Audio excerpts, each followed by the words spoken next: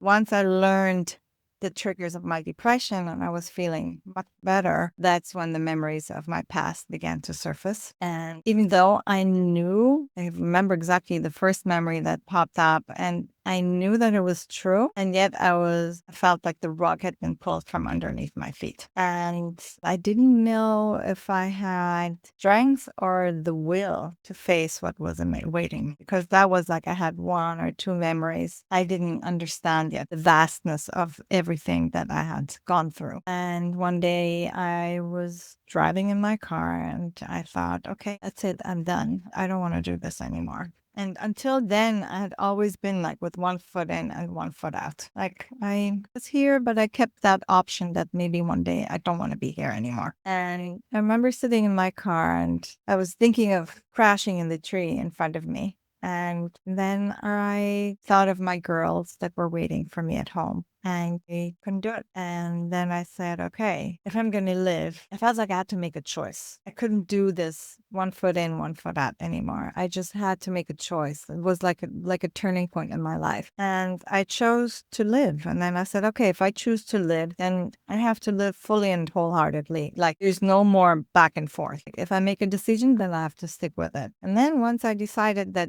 okay, that was it. And this all happened within seconds. I said, okay, if I'm going to live fully and wholeheartedly, then suddenly the next thought that popped up in my mind was that it's possible to heal 100%.